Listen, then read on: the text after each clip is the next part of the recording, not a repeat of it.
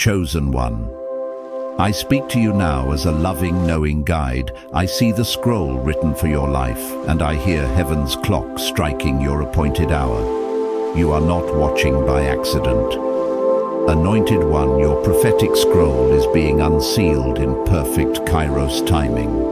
I declare you stand at the edge of a destined moment, a sealed prophecy cracking open. Now it could unfold today, tonight, even in the coming hours or days. If you have felt delay, pressure or pain, know this is not rejection.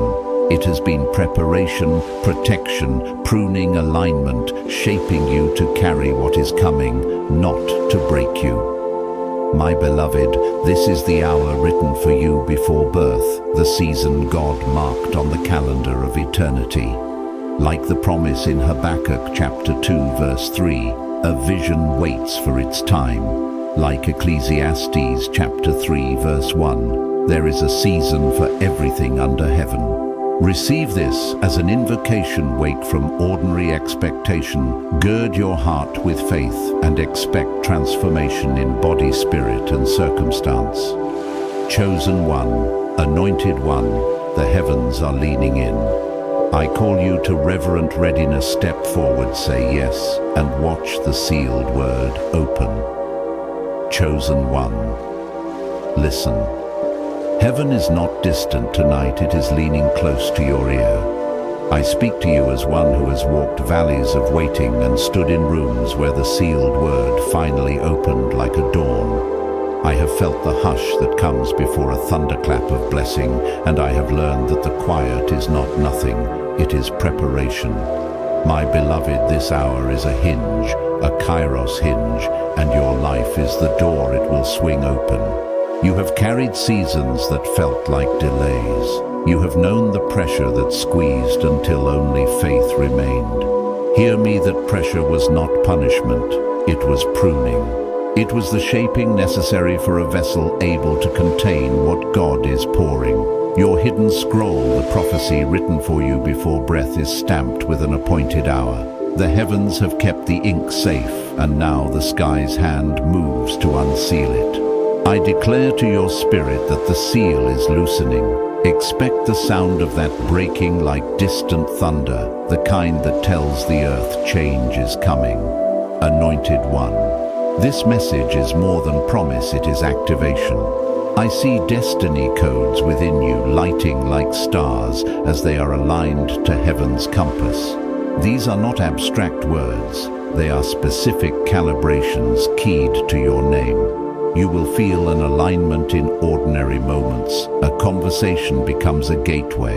A small idea becomes a strategic commission. A door that once shut begins to warm, as if someone is unlocking it from the other side. Pay attention to the small promptings. Heaven uses whispers to guide giant shifts. Let me be honest and personal with you, my child. I have stood where you stand with hopes raw and pockets thin, trusting that provision was more than a promise. I remember nights when the word I carried felt like a seed under snow, buried and invisible. Then quietly, not with fanfare but with unmistakable authority, resources came, favor arrived, relationships shifted. I learned that God's billionaire blessing is not simply about sudden riches. It is a release of authority, an unlocking of provision to fulfill a mandate. When I first received a breakthrough, the first thing I felt was not relief, but responsibility. If you receive abundance, you will be entrusted to steward it. This is why the pruning mattered. The refining prepared your hands and heart to give away what you will receive. If you have felt unworthy, know this unworthiness was a shadow, not a sentence. It was the place where grace found purchase. Your flaws were not disqualifiers. They were the text that let God's power shine brighter through your weakness. In the quiet, God wrote corrections and gave you wisdom in the margins. The hidden scroll did not avoid your pain, it incorporated it. And now those scars will be part of your testimony, not your condemnation. Anointed one, I call you into reverent expectation. Heaven's clock is exact. There are appointed seasons that do not move for human impatience. Like the word that waits in Habakkuk chapter 2 verse 3, there is a vision that has its time. Do not rush the unsealing. Do not dig up the seed with anxious hands, yet do not sit idle. Align your steps with what you sense learn. Prepare, sow the small steward faithfully. Your obedience in the ordinary will be the conduit for extraordinary release. You may ask, how will I know? The signs are both subtle and undeniable. You will notice doors opening with less effort than before. Conversations will carry weight. People will step into your path who seem placed by providence. Sleep will carry new rest. Your spirit will rise with a confident expectancy that was not there before. And when the first tokens of the blessing arrive, they will not come alone. They will come bound to purpose. Money will be a tool to build what God intended to heal, to fund vision, to free others. The billionaire blessing I speak of to you. Chosen one is sacred stewardship, not selfish accumulation. I will not soften the urgency, this is a now word. The heavens are moving with tender haste. If you have been limited by fear, by small thinking, by the voice that said you are not enough, hear this clearly, those voices are losing authority. The voice that matters is speaking over you now, declaring your assignment and releasing provision. I know what it is to lean in and obey, despite trembling. When I followed a small conviction and gave what little I had, doors opened in ways I could not engineer. Today, that same principle applies to you. Small faithfulness is the lever that moves mountains. As I speak, receive this as both comfort and commission. You are loved, known, and chosen. Your destiny is being unrolled like a scroll line by line in perfect timing. Stay watchful. Prepare your heart. Prepare your hands to give. Prepare your mind to steward. Expect heaven's alignment to meet your readiness, and expect change to arrive in season, often through seemingly ordinary channels turned divine. Chosen one, hear me now with undistracted heart. The signs of unsealing will not all come as fireworks. Many will arrive as gentle confirmations, a concordance of small mercies that together form a thunderous declaration. First, expect alignment in relationships. People who once passed you by will return with keys in their hands. A mentor, a partner, a stranger with the right resource will appear precisely when you need them. That is heaven's choreography, not coincidence, but careful placement. When these alignments come, receive them with discernment and with gratitude, for they are heaven's fingerprints on your unfolding destiny. Second, watch for a change in your thought life. The despair that once nested like a fog will lift and be replaced by clarity. Dreams will stop being vague fantasies and will contain specific next steps, names, dates, ideas that feel like instructions from beyond yourself. This clarity is evidence that the hidden scroll inside you is being read out loud by the Spirit. Do not despise this inner clarity. Journal it, speak it, and plant it in prayerful action. When I first began to write down those small nudges, doors opened that my fear had kept closed. Third, tokens will come. A small advance, an unexpected check, a handshake that turns to a contract. These are the early indicators of a larger release. Treat these tokens as sacred. They are not the finish line, but the first stones laid in a foundation. When pressure has been your companion, the long season of lack, the nights of wrestling, remember this truth. Quickly, pressure was protection and preparation. Those seasons pruned your motives and aligned your hands for stewardship. The token will test you. Will you keep your heart open, or will you clutch tighter? Your response reveals whether you have been formed to steward abundance or to be consumed by it. Fourth, a new boldness will rise in you. You will hear God-issued commands that demand obedience above comfort. This is not reckless impulse, it is a call into Kairos action. I have walked that path trembling yet obedient, and when I moved on a small, faithful word, what came back was multiplied beyond my planning. Obedience is the lever that shifts heaven's resources into earth's economy.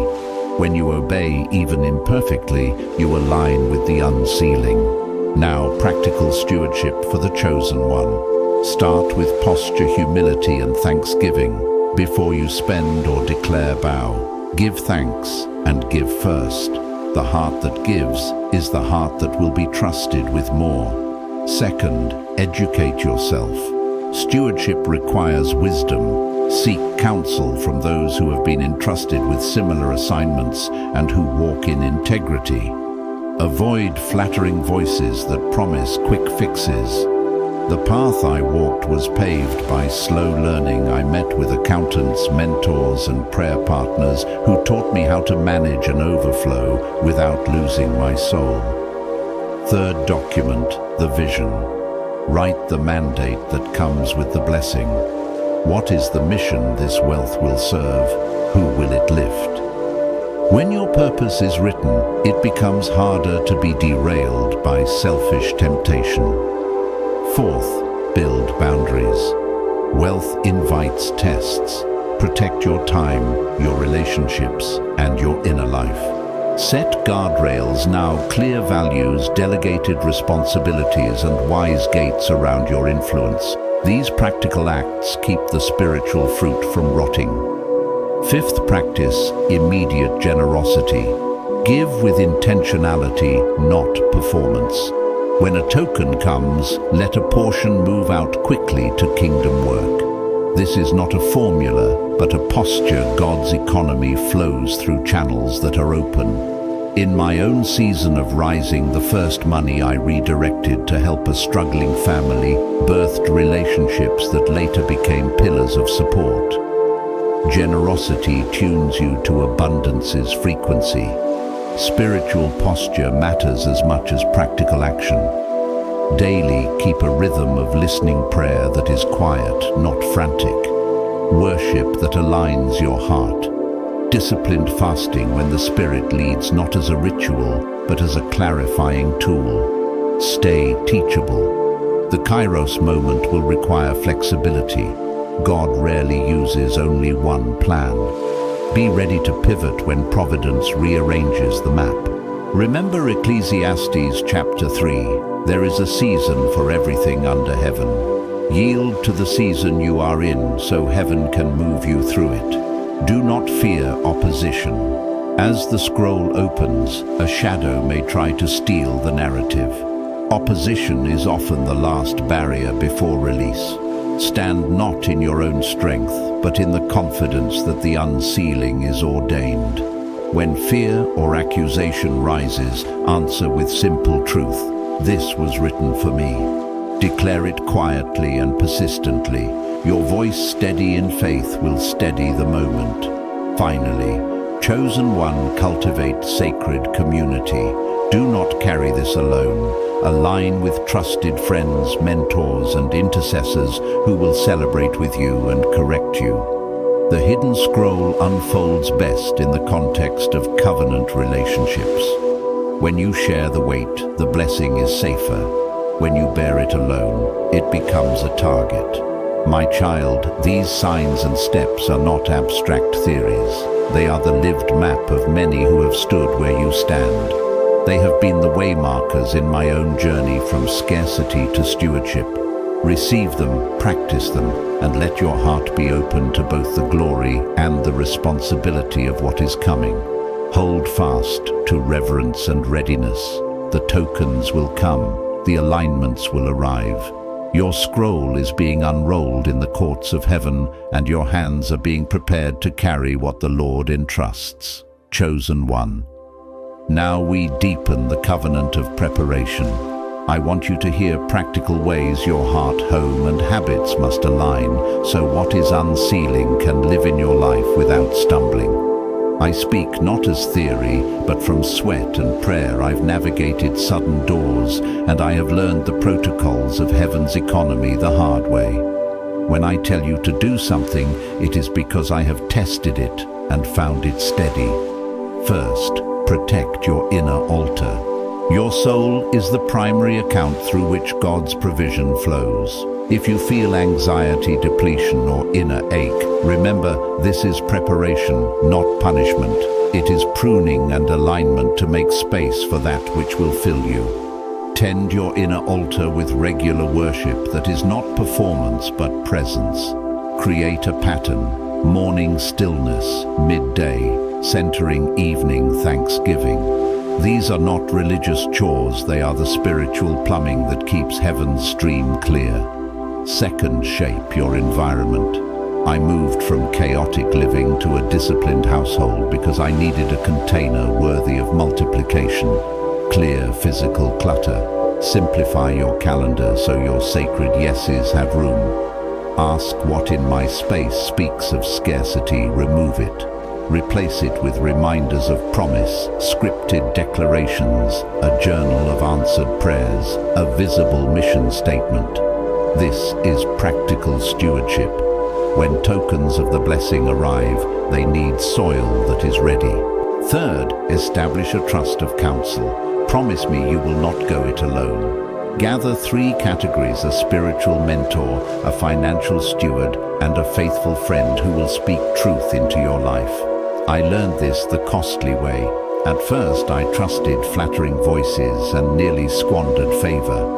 Counsel is a hedge. When someone says, "This is for your good cross," check it with wisdom that stands the test of prayer and time. Fourth, build a simple financial framework now. You do not need complexity, you need discipline. Open accounts with clear purposes, giving operations savings for seasonality and investment for expansion. I remember when my first unexpected gift came without framework, I panicked. With framework, I could respond with generosity and strategy. Set percentage rules, a portion to gratitude, and giving a portion to stewardship, a portion to learning.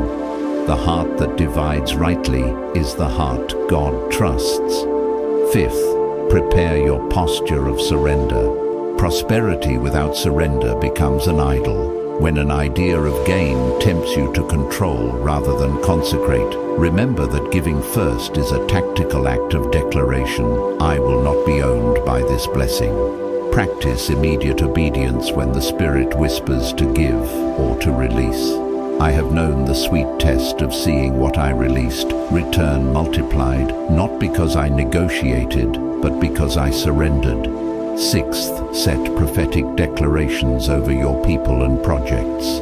Speak the scroll's words aloud into daily life, not as vain repetition, but as covenant proclamations. Say, "This is mine by divine design. I will steward it with wisdom and generosity."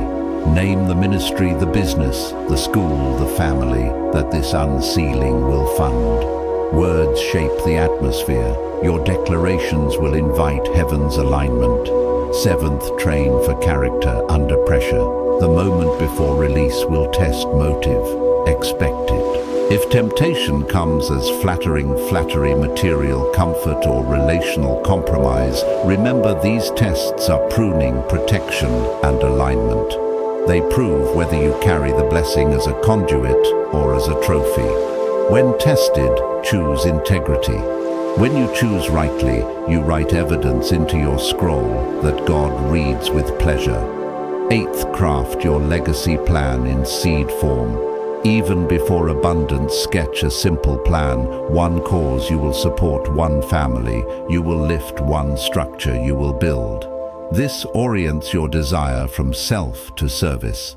I recall the first time I wrote my legacy with clarity. It changed my spending, my prayers, my daily decisions. Legacy targets your heart toward others and secures your blessing in perpetuity. Ninth, remain flexible to divine detours. The Kairos path often bends.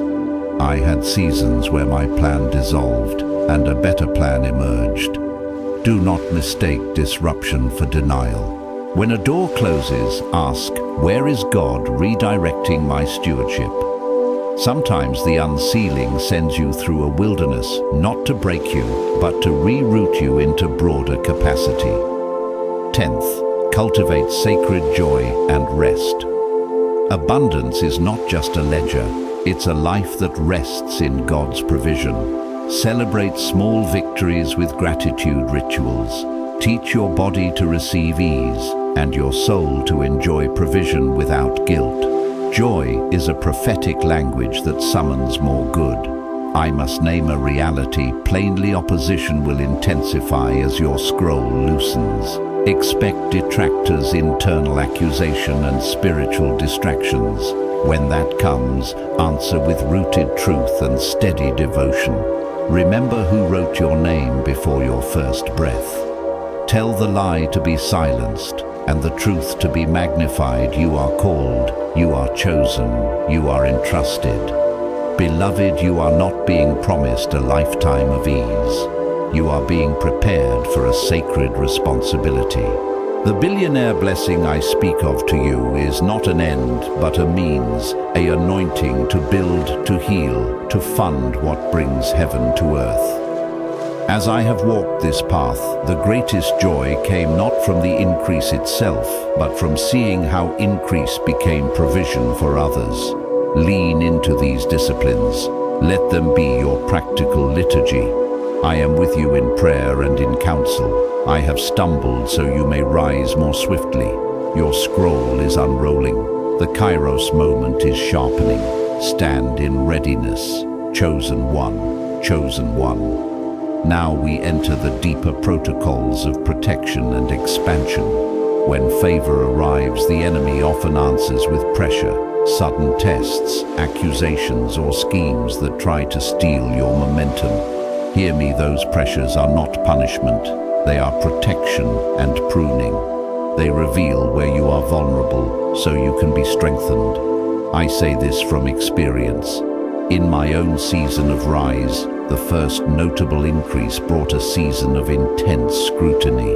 I could have hidden or hardened. Instead, I learned to build safeguards that kept the blessing clean and the heart humble. First, form a covenant circle. One leader cannot carry sovereign increase alone.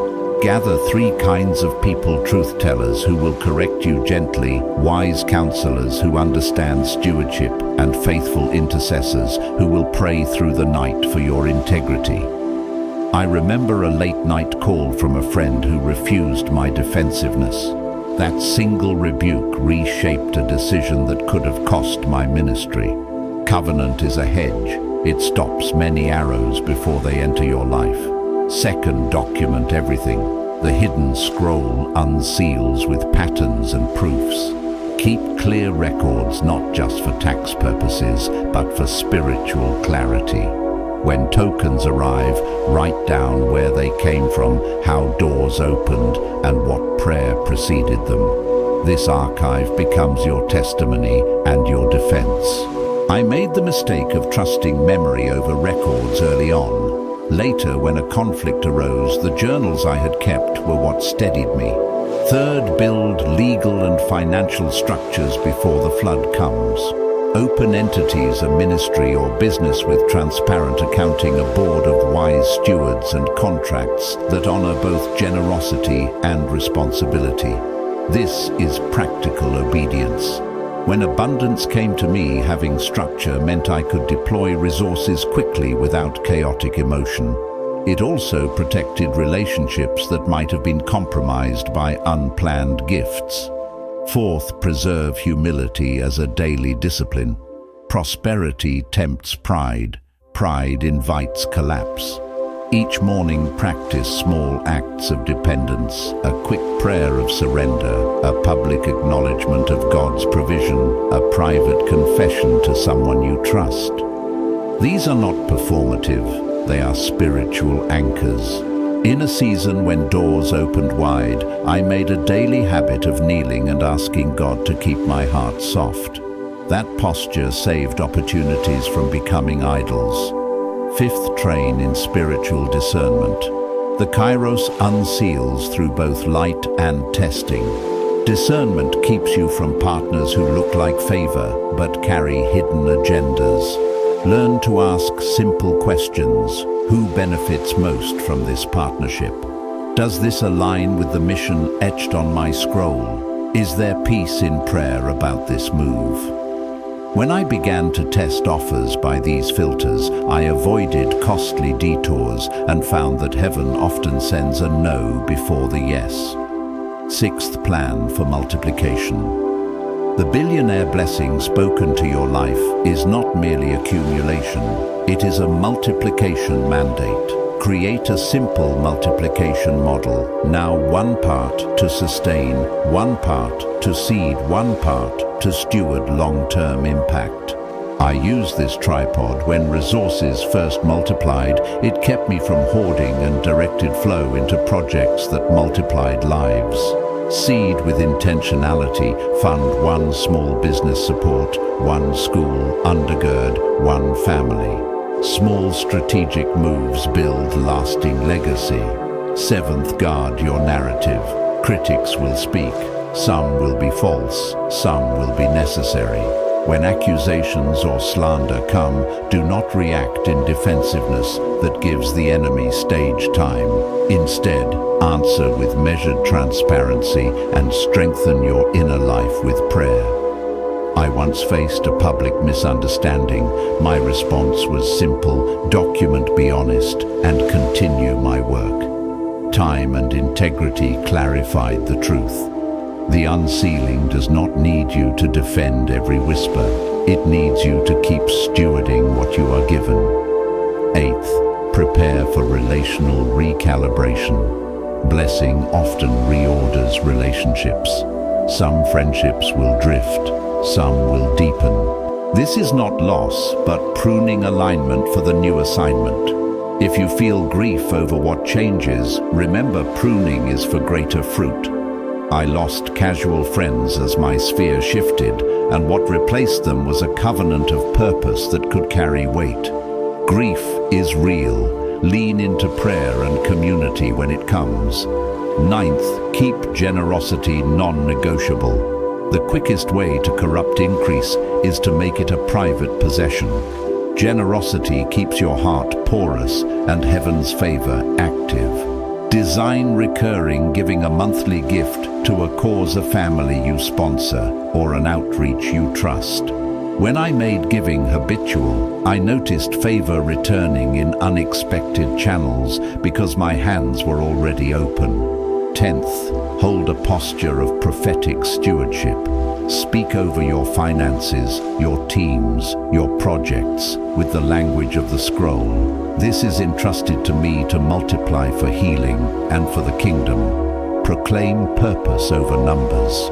Numbers without purpose are dry. Purpose without resources is impotent. I have watched declarations that were backed by disciplined action cause doors to open that prayer alone did not remove. Remember, chosen one. Opposition will intensify as the scroll loosens because destiny challenges the enemy's plans. Stand in prayer, in counsel, and in practical wisdom. Let your life be marked by reverence and readiness. I have stumbled. I have been refashioned. I tell you these things not as distant theory, but as lived pathways, tested, costly, and victorious. Keep your eyes on the author who wrote your name. Keep your hands at work, your heart surrendered, and your mouth proclaiming the purpose you carry. The unsealing continues, and you are being prepared to steward what heaven places in your hands. Chosen one.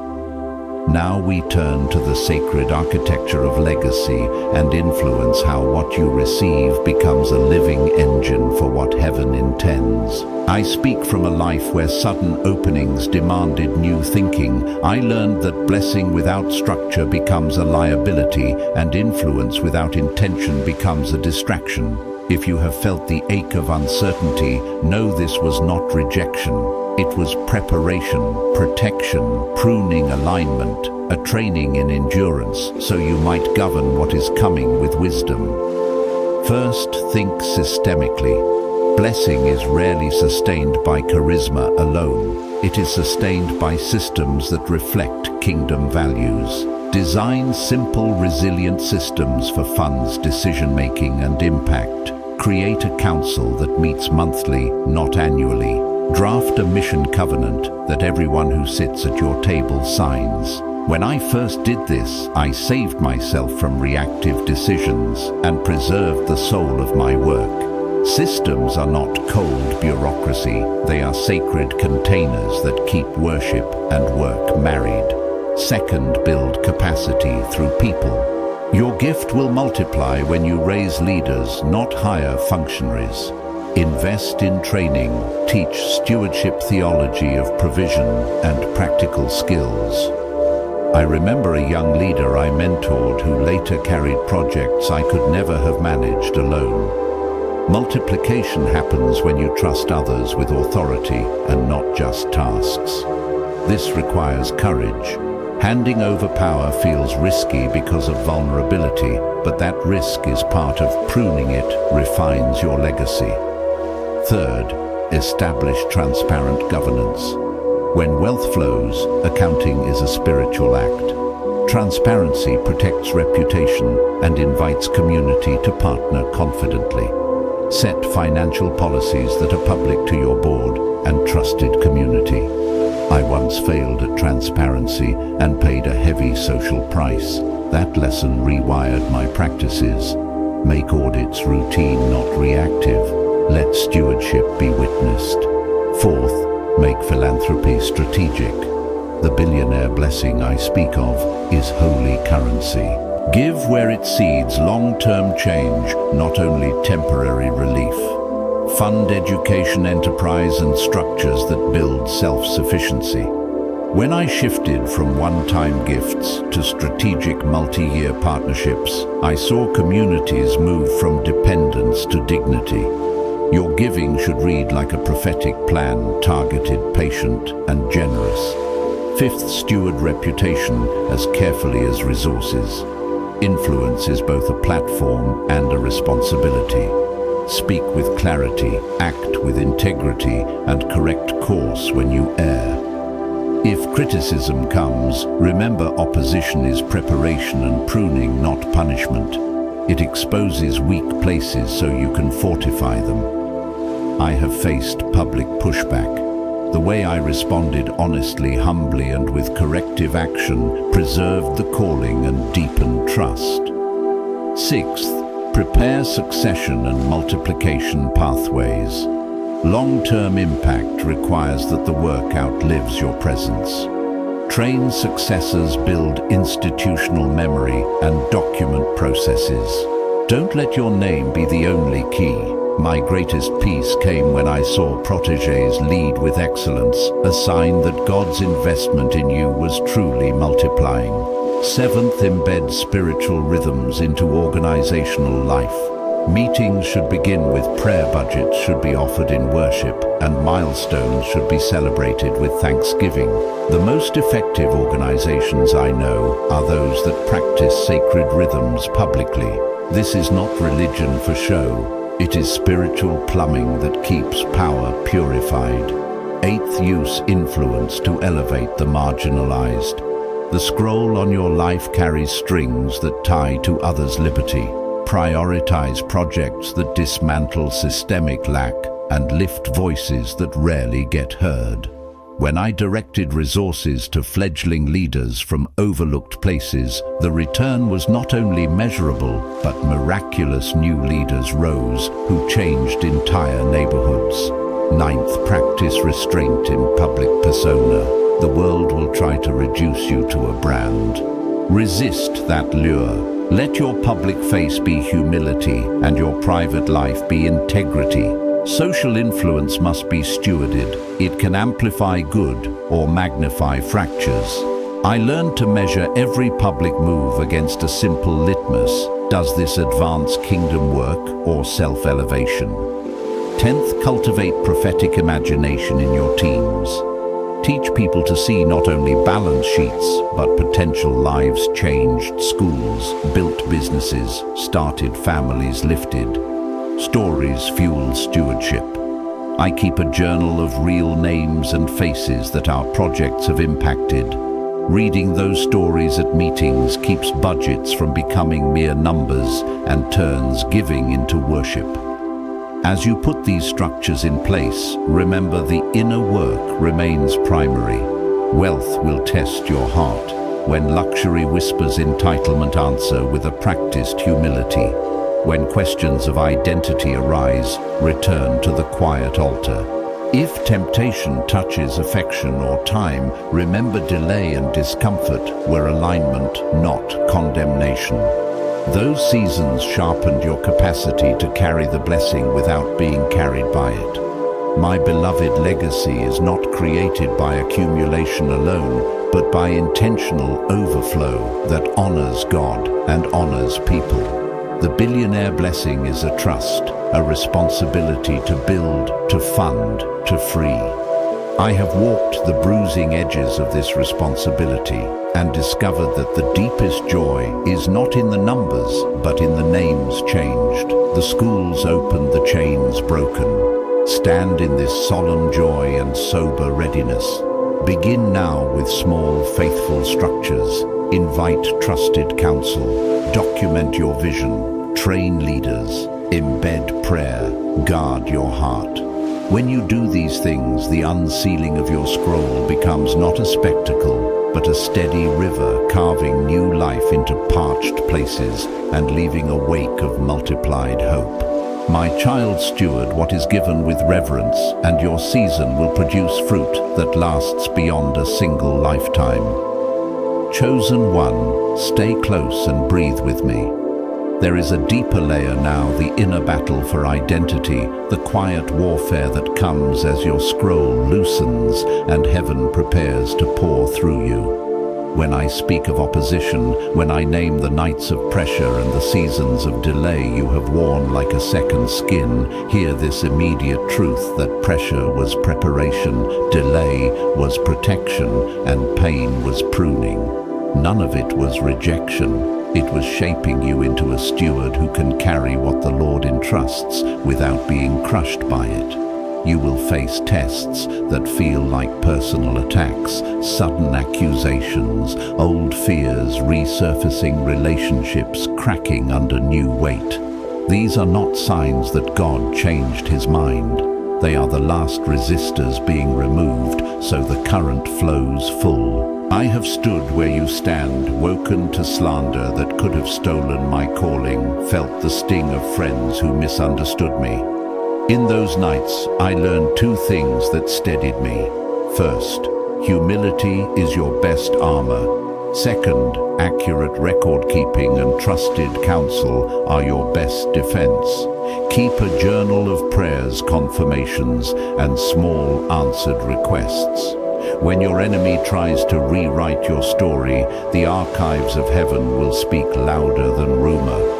Now, practical spiritual practices for the anointed one that I have lived by and tested in hard seasons, morning alignment. Begin each day with 5 minutes of stillness before words. Let the first sound in you be the whisper of God, not the noise of the world. This small pause recalibrates your heart to heaven's timing. Daily declarations. Speak a simple prophetic sentence about your mission. My life flows as provision for my calling 3 times with gratitude. Words shape habit and summon heaven. I started with a single sentence and saw doors open I had no leverage to open. Dream and vision, ledger, record dreams and impressions. Many of the Kairos activations are seeded in dreams and then watered by obedience. When a dream returns, it is a fingerprint of destiny. Bring it to prayer and to one wise counselor before you act. Small faith, obedience. Whenever you sense a prompt, a text to send a gift, to give a conversation to pursue, obey quickly. The smallest acts of faith become the starting stones of the harvest. In my life, a single late-night call I obeyed birthed a partnership that funded a season of expansion. Protective boundaries. Set non-negotiables around your time and relationships. Rest and sacred joy are not optional. They are prophetic signals that you will steward abundance without being consumed by it. I learned to say no and protected my Sabbath. That boundary kept my heart clean when resources came. Discernment is essential now. Not every open door is from God. Some are distractions meant to detour your destiny. Use these filters. Does this opportunity align with the mission on your scroll? Is there peace in prayer about it? Who else does it bless? If an offer elevates you more than it serves the mission, hesitate. I once accepted what looked like favor and found it was a flattering detour. The cost taught me to ask harder questions. When I mention spiritual warfare, do not shrink. The fight is real, but not fought by panic. It is fought by prayer, by decrees, and by simple obedience. Anchor yourself with a short decree you can call back in moments of attack. My scroll is unsealed. No weapon formed against me will prosper in this assignment. Say it calmly, not loudly. Let it steady your blood. I have leaned on this kind of declaration in courtrooms of clash, and it steadied my steps. Keep your circle narrow and covenantal. Your deepest plans deserve sanctified confidentiality. Share your scroll with those who will steward it alongside you, not with the curious who will gawk and not act. I learned the value of a 3-person council, 1 prophet for heart check, 1 practical steward for logistics, and 1 friend who keeps you honest. These 3 saved me from arrogance and from poor choices. When doubt creeps in, return to testimony. Revisit the small mercies that unexpected, check the timely conversation, the inexplicable favor. These are the stitches God uses to reweave belief. I have a folder of proofs on my desk. When my faith wobbles, I read those moments and my courage returns. Build your own folder of proofs. Teach your heart to fast in wisdom. Fasting is not a show, it is a clarifying tool. Use it when you need to hear clearer or when you are about to step into a significant resource or partnership. I have found that the cultivation of clarity through fasting often precedes a strategic fork in the road. It is not about proving zeal, it is about sharpening sight. Remember, chosen one. Humility is a practice, not an occasional posture. Release any pride quickly. If you find your identity residing in the coming blessing rather than in the giver, re-anchor immediately. Say aloud, I am chosen not for comfort, but for stewardship. I have had seasons where the praise of people felt sweet. Each time I repented and returned to service, the blessing widened, but did not root my identity. Finally, bring your children of destiny, the people, projects, and places you will bless, into your daily prayers. Pray not just for increase, but for wisdom to distribute it. The billionaire blessing that arrives will be a tool. If you steward it rightly, it will create generations of opened doors. I learned the profound joy of seeing a single strategic gift turn into schools, clinics, and livelihoods. That joy rewired my motivations from personal gain to communal transformation. My beloved, the opening of your scroll is not distant myth. It is a present process. Stand steady in prayer, keep your counsel close, obey the small nudges and guard your heart with humility. The unsealing moves in rhythm with your readiness. Become the vessel heaven can trust, and the resources will follow to fulfill what was written for you before your first breath. Chosen one, lean close. Now I will give you an activation pathway, a precise sacred sequence to engage when you sense the scroll loosening and the Kairos hour knocking at the door. This is not mysticism for show. These are practices I have used in raw seasons of waiting and sudden opening. They are simple, repeatable, and designed to align your spirit, your body, and your circumstances with what heaven intends. First, prepare your inner room. Before you ask for outward signs, clear the altar inside you. Sit quietly for 5 intentional breaths. Breathe out the fear, breathe in the word. If you have felt pressure, pain, or delay, remember quickly they are not punishments but preparation, protection, pruning, alignment, shaping you into a vessel able to hold the release. Speak aloud, I receive the refining, I receive the aligning. I have done this many mornings when my chest felt tight. Saying it shifted the atmosphere. Second, set a sacred watch. Choose a consistent time each day, morning, noon, or night, when you will sit for 20 minutes in listening prayer. Keep a single notebook by your side and write one line, "What is my next obedience?"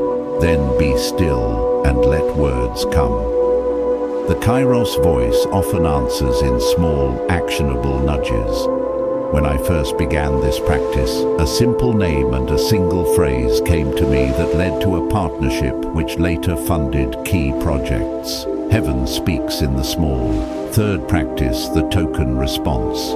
When you receive a small mercy, a call, a check, a warm introduction, do 3 things within 72 hours. Give thanks publicly, a post, a prayer, a note. Give a portion away immediately and document the moment in your ledger.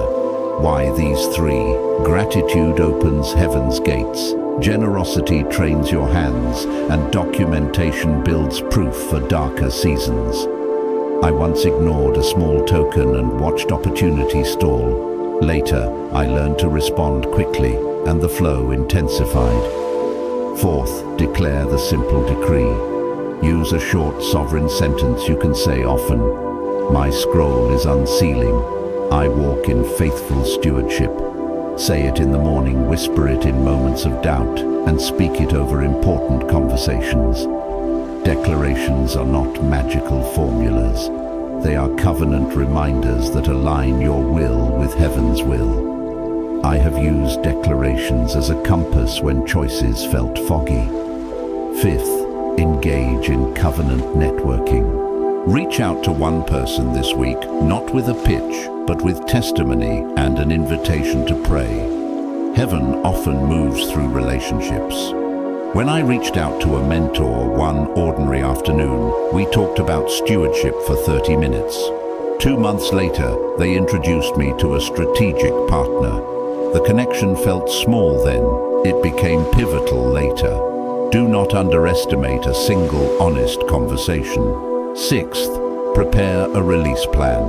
Create a 1-page form name of the project, the primary beneficiaries, the amount you will steward initially, and 3 measurable outcomes. Keep it simple. When resources arrive, place that document before you and ask, does this resource align with this plan? If it does, move. If it does not, pause and pray. Discipline at this level keeps blessing from becoming chaos. I remember the first time I ignored a plan and paid relational cost. The discipline I now practice protects people and mission. Seventh, cultivate prophetic patience. Patience is not passive waiting, it is active alignment. When delay returns, declare, this delay is refinement. Ask what is being pruned, what truth is God carving into me? Journaling these questions changed how I processed seasons. Instead of bitterness, I began to see evidence of preparation in my character, wisdom, humility, endurance. Eighth practice, a weekly audit with prayer. Once a week, review your ledger, your calendar, and your relationships. Ask, where did favor show up? Where did fear influence my choice? Who needs a thank you? Who needs an apology? I learned to stop pretending everything was fine. The audit exposed blind spots and kept me accountable. Ninth, protect your narrative fiercely. As your scroll unseals, voices will try to define your story. Keep your testimony close and speak it calmly. I am chosen for stewardship, not for show. When slander or doubt appears, answer with recorded proof and steady living, not defensive performance. The quiet witness of a life lived in integrity neutralizes noise. 10th, celebrate small plot points as sacred. When a door opens, when a token arrives, when a prayer finds an answer, celebrate. Give thanks publicly, feast privately, and rest intentionally. Joy is a spiritual engine that invites more favor. I mark these moments with a small ritual. I light a candle, read back my ledger entries, and say one thank you prayer aloud. The practice trains my soul to receive without shame. A short personal caveat from my own life: once in the rush of a sudden break, I failed to do these steps. I let pride edge my decisions. I answered a flattering offer without counsel, and the blessing blurred into chaos for a season. That mistake cost me time and trust. But the good news is, this God used even that misstep as pruning and alignment that later produced deeper humility and wiser structures. Your hard lessons are not wasted. They are curriculum for greater capacity. Finally, commit to one visible act of generosity this month, no matter the size. It moves heaven. It trains your hands. It declares you a conduit. When I made this a non-negotiable rule, I watched resources return in patterns I could not have predicted. Generosity is the language heaven recognizes. My beloved, these activation steps are a pathway into sacred alignment. They are not guarantees of ease, but they are a protocol that prepares you for overflow and protects what you will carry. Practice them slowly, repeatedly, and with expectancy. Your scroll is being read in heaven's library, and your obedience on earth is the needle that threads heaven's design into your life. Chosen one, hear me as I close this sacred chapter with a steadying hand and a priestly whisper. You have listened. You have been invited into Kairos timing. Now I call you to a final set of holy commitments, small, concrete, and fierce, that will carry this unsealing from promise into practice. This is the moment where heaven meets the humility of your daily life. Lean in. First, keep your heart tender. I say this because I have seen how quickly increase can harden tender places if we do not guard them. Tenderness is your capacity to love well. It is the soil out of which true stewardship grows. When the world praises you, let gratitude, not pride, answer. When setbacks return, let trust, not bitterness, hold you steady. If you feel shame for thinking small in the past, release it now that shame was part of your pruning, my child, not your sentence. Say to yourself, I am being formed to carry what I am given. Repeat it until it roots. Second, commit to one daily practice for the next 30 days. It may be 10 minutes of listening prayer each morning, a daily ledger entry of 3 things you are grateful for, or a nightly 5-minute review of every small favor you received that day. Choose one practice and keep it sacred. I chose a single sentence I spoke each morning. For a season I steward what God entrusts with wisdom and joy, and that sentence became a hinge in my story. It steadied my decisions and aligned people into my path. Third, name your first faithful stewardship act. This is not a plan for a distant future. It is a first practical move you can make now. It could be a small gift to a family in need, a volunteer hour to train a young leader, or a conversation with someone who bears counsel. When tokens of favor arrive, move immediately with a giving heart. I remember the relief the first time I redirected a surprise gift to someone's urgent need. The simple flow of generosity loosened heaven's hand toward me in ways I had not expected. Fourth, bind yourself to 3 people who will speak truth into your life. Not casual acquaintances, not fans, but 3 covenant guardians, 1 spiritual elder, 1 practical advisor, 1 faithful friend who knows your weaknesses and will rebuke in love. Promise them honesty and accountability. Promise yourself humility. I have been saved more than once by friends who refused my flattering narratives and forced me back to prayerful clarity. Fifth, write the short mission statement that will guide every financial decision you make. Keep it to one sentence. Put it where you can see it each morning. Example, we build schools, free captives, and fund sustainable work that honors God. When offers come, test them against that sentence. If something does not serve the mission, say no. Structures protect calling, clarity protects integrity. Sixth, fast once with a clear intention before you make any large financial move. Fast is a clarifying lens. It is not a ritual of proving, but a discipline of listening. In seasons where choices felt foggy for me, a fast brought clear confirmation and surprising peace.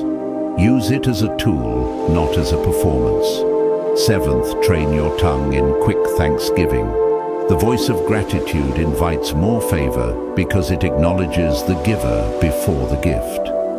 Make a small habit when a token comes, a call, a check, a door. Speak one true sentence of thanks within 24 hours. This posture aligns you with heaven's flow and trains your spirit to receive without fear. Eighth, let mercy win in your relationships. When conflicts arise, choose restoration over being right. Choose repair over reputation. I have learned that the cost of a humble apology is often less than the loss we endure when pride hardens a relationship. Mercy keeps your hands open and your legacy clean. Ninth, record your proofs. Keep a folder, a journal, a digital file of confirmations, timely words, answered prayers, and tokens of favor. When doubt visits, and it will return to that archive, it has steadied me countless times. The record of small mercies is the scaffolding that holds faith in place during storms. 10th, decree over your life and your work. A short prophetic sentence you can repeat under pressure. Say it slowly with reverence. By heaven's timing, my scroll is unsealed. I steward with wisdom, generosity, and joy. Keep that sentence lodged in your mouth. It will steady your blood in moments of accusation and sharpen your resolve in seasons of testing. Beloved, I have walked through seasons where I thought the door would never open, and I have walked seasons where the door swung so wide it almost knocked me off my feet. Both were sacred. Both were training. If you are afraid of what abundance will do to you, remember fear is a teacher, not a verdict. Let it point you back to the disciplines above. Now I commission you in the quiet and with affection. Rise from this listening place with a prepared heart. Protect your tenderness, practice daily obedience, choose generosity, quickly bind to wise counsel, and declare your mission clearly. These are not merely practical steps, they are the language heaven uses to trust you with much. I place my hand on your courage and say, walk step by small step into this unsealing. Heaven is not only opening a vault, heaven is forming a steward. Trust the process. The delays were alignment, the pressure was pruning, the losses were protection. Your scroll is being read in the heavenly library, and the author delights in how you have been shaped. Go now with reverence and boldness, anointed one. Expect change. Guard your heart. Give freely. Lead wisely. I am with you in spirit, holding you steady until the full revelation arrives. My beloved, arise, your season is at hand. Chosen one. I close this hour as your loving guide. I see the scroll opening and heaven's clock striking your appointed hour. I declare over you your sealed prophecy is unsealing. Your hidden scroll is being revealed, and you stand in your exact Kairos moment. If you carried pressure, delay, or pain, know at once it was preparation, protection, pruning, and alignment for this release, not rejection. Receive this blessing. Favor, provision, and authority are aligning to your name. Remain faithful, stay yoked to the anointing and steward what comes with reverence and generosity. Anointed one, go in courage and gratitude.